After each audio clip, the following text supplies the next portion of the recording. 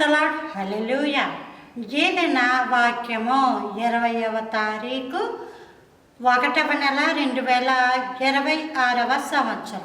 మన దేవుడిస్తున్న చక్కటి మాట రూతు గ్రంథము 2వ అధ్యాయము 4వ వచనం. యెహోవా మీకు తోడయుండును గాకని నేను కోయి వారితో చెప్పగా వారు యెహోవా నిన్ను ఆశీర్వదించును గాక అని చెప్పిరి.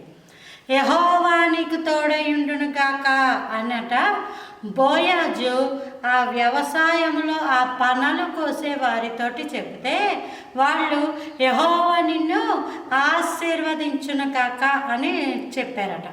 మన జీవితాలలో కూడా మనము ఎదుటి వారిని దేవుడు మీకు తోడయుండును గాక అని చెప్పినప్పుడు వాళ్ళు వందనాలయ్యా, ఆమేన్, హల్లెలూయా, స్తోత్రమయ్యా అని కాదు, దేవుడు మిమ్మల్ని దీవించును గాక అని చెప్పాలి.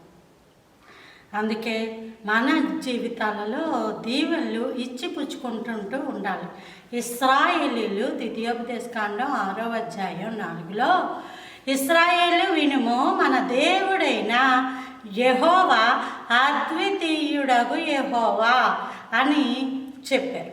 అలాగట ఇశ్రాయేలు ప్రజలు ప్రతిరోజు వాళ్ళకి వాళ్ళు అలాగే వాళ్ళ పక్కన వాళ్ళని చూస్తూ మన దేవుడైన యెహోవా అద్వితీయుడగు యెహోవా అని చెబుతూ ఉంటుండగానే దేవుడి నామం మహిమపరచబడి వారి యొక్క జీవితాలలో నూతన పునరుద్ధాన శక్తిని ఎలాగైతే నింపుతుందో మన జీవితాలలో కూడా దేవుడు మీకు తోడై ఉండును కాక అన్నప్పుడు వాళ్ళు కూడా దేవుడు మీకు తోడై ఉండును కాక అన్నప్పుడు ఆశీర్వాదము నోటి ద్వారా వెళ్ళి వాళ్ళ జీవితాలలో దేవుడు గొప్ప కార్యాలు చేయును కాక.